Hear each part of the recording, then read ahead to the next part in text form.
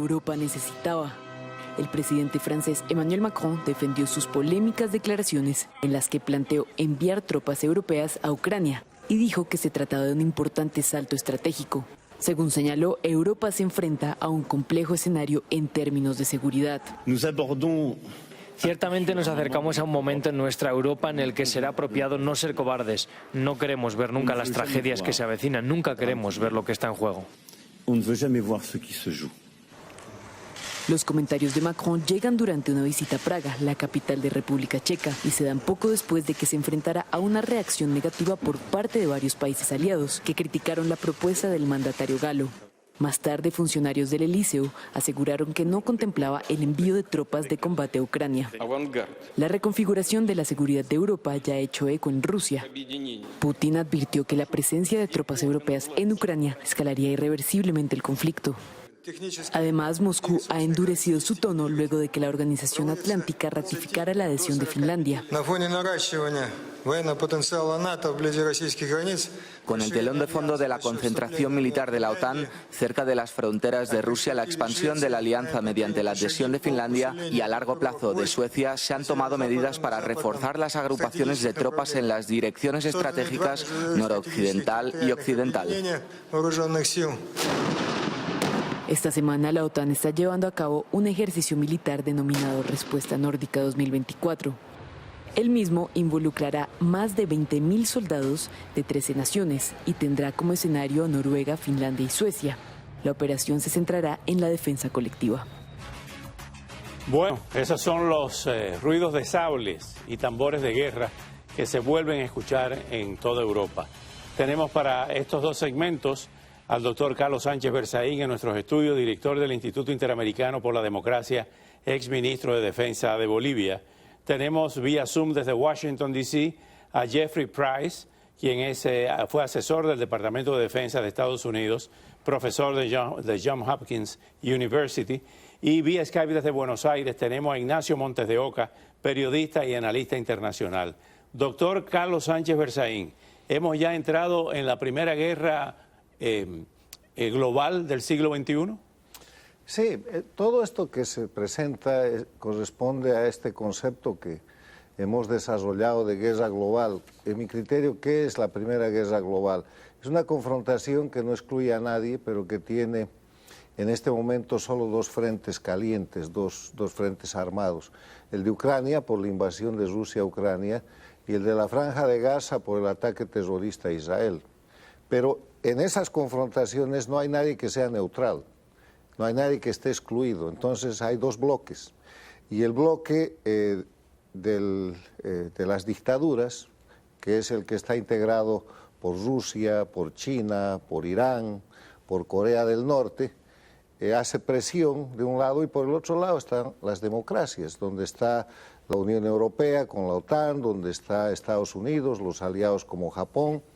Y eso hace tensión. Entonces, cuando se producen situaciones políticas como las elecciones en Rusia, que es una dictadura pero necesita simular elecciones, las elecciones en Estados Unidos muy calientes, la tensión en todas las Américas por los aliados de Rusia y de las dictaduras mundiales, liderados por Cuba, Venezuela, Bolivia, Nicaragua y gobiernos paradictatoriales que respaldan aquello. Entonces la tensión crece y aparecen situaciones en las cuales parecería que esto se acerca de una guerra global a una guerra mundial. La diferencia de la guerra mundial es que todos participan en un frente o en varios frentes de batalla amplios.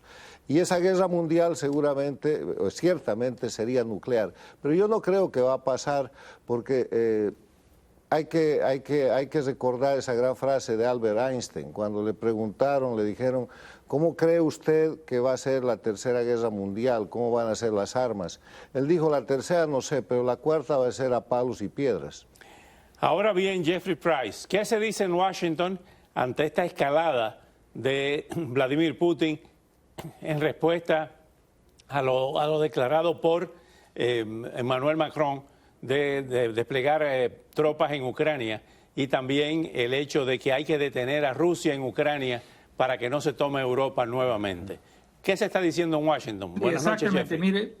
Mire, esa retórica es bastante peligroso. Lo que está diciendo Putin de las amenazas nucleares lo ha hecho antes y bueno, no hay situación en que tenga sentido el uso actual de armas nucleares, pero las amenazas son gratis, ¿no? Y siempre intenta hacer eso. Pero una cosa, estoy de acuerdo que tiene implicaciones globales esta guerra.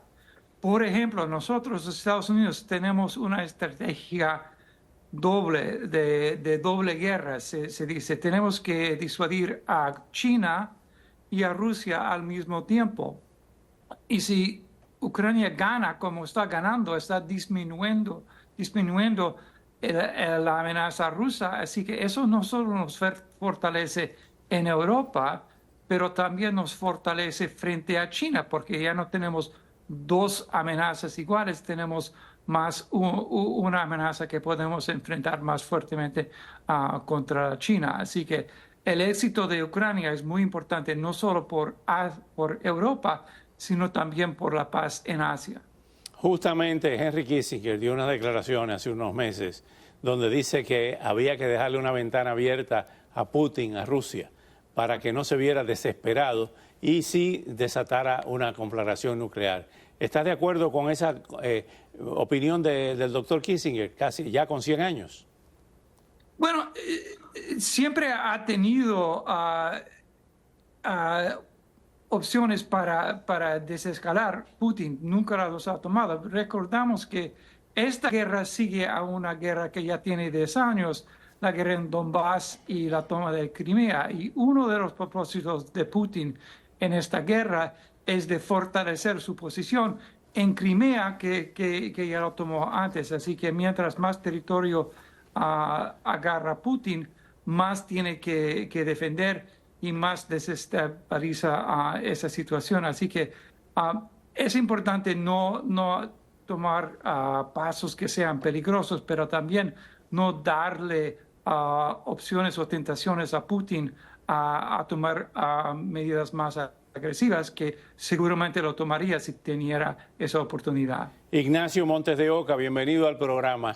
¿Qué se dice en el Cono Sur sobre todas estas tensiones que estamos viendo a diario y tensiones que van increciendo en determinado momento?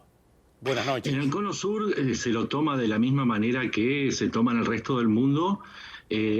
Ha disminuido muchísimo la credibilidad de las amenazas de Putin. Si uno hace un recorrido en el archivo, descubre que entre febrero del 22 y septiembre del 23 hizo 27 amenazas, no solamente Putin, sino su vocero Peskov y su canciller Lavrov, y fue estableciendo líneas rojas que tenían que ver con el uso de armas nucleares, que pasaban por inicialmente el envío de asistencia militar a Ucrania, luego el envío de tanques, el envío de aviones, el envío de armas de mayor alcance, el ataque a territorio ruso, el ataque a Crimea. Siempre hubo advertencias, pero nunca hubo ni siquiera un movimiento que indicara que aquellas amenazas tenían algún sustento de realidad. Y esto tiene que ver finalmente con que si uno hace una revisión del arsenal ruso, este grado de amenaza también disminuye mucho, porque en los números reales, a pesar de que Rusia tiene una cantidad mayor de ojivas, si uno va a revisar la cantidad de cifras de ojivas nucleares que están desplegadas, Rusia está en inferioridad. Occidente lo sabe esto, y entonces también la credibilidad estratégica de la amenaza nuclear ha disminuido mucho. Nosotros lo vemos desde un lugar, si se quiere, no involucrado, pero también entendemos que en el contexto de la posguerra fría la disuasión sigue existiendo y es un arma tan poderosa como las armas nucleares. ¿Qué consecuencias inmediatas, doctor Sánchez Berzaín, pudiera tener en países, hablando de Latinoamérica, como Venezuela, que tiene presencia de Hezbollah ya confirmada, que tiene una presencia cuasi permanente de viajes de representantes del Kremlin a otros países también de Sudamérica y de Nicaragua, un conflicto de estas dimensiones? Los bloques ya están conformados. A partir de la definición de este concepto en el que yo quiero insistir de la Primera Guerra Global, que tiene dos frentes y que tiene en el Mar Rojo la implosión de los ataques hutíes, tratando de configurar otro punto caliente, la América Latina está alineada en los dos grupos. El grupo de las dictaduras, lideradas por Cuba, integradas por Venezuela, Nicaragua, Bolivia, con 4 gobiernos paradictatoriales que son los gobiernos que son democráticos, elegidos en democracia, pero que están al servicio de las dictaduras. Vamos a hacer México, Brasil, Chile y Colombia. Marque la página porque seguimos con usted en este próximo segmento. Regresamos con este programa especial con el doctor Carlos Sánchez Berzaín, con Jeffrey Price desde Washington y con Ignacio Montes de Oca desde Buenos Aires. Qué bueno que estamos nuevamente con el señor